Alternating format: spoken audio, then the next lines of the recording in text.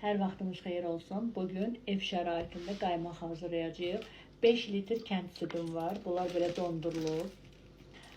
Hazır şəkildədir. İndi bunları qəşəng əridəcəyik və ev şəraitində ən asan qaymaq hazırlayacağıq. Belə bir qaymaq görməmisiniz.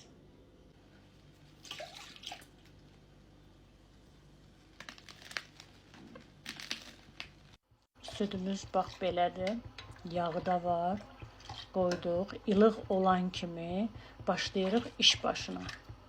Biz bunu çömçəklə deyil, mikserlə qarışdıracağıq və mikseri sürətliyə qoyuruq ki, həmin sürətlə onun bütün qaymağını üzə çıxarsın. Başlayaq.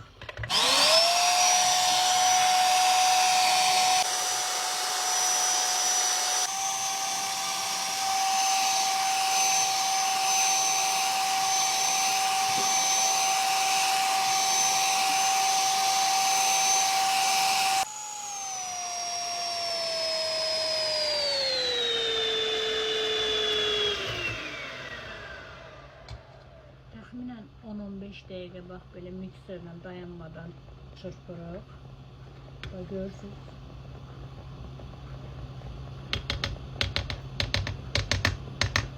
Qaynamağa başlayan kimi də altını söndürürük və 10 dəqiqədə belə qarışdırırıq.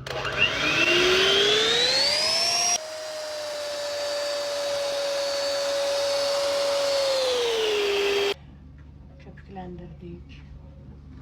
Bundan sonra qoyuruq tam soyusun. Soyandan sonra da soyuducuya qoyuruq. Təxminən 15 saat soyuducuda ağzı açıq qalmalıdır.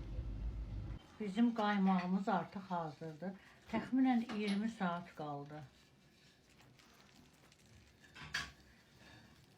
Kimin südü yağlıdırsa, onun qaymağı daha çox çıxar.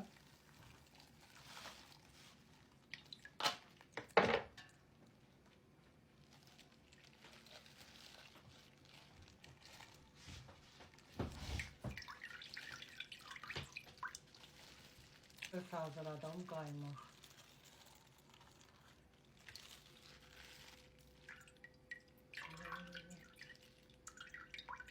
Möhtəşəm.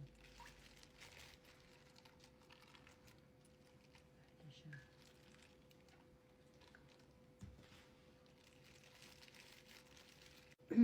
Bu mənim qaymağımdır. Amma yerdə qalan süddən növbəti videoda pendir hazırlayacağıq. Nuş olsun.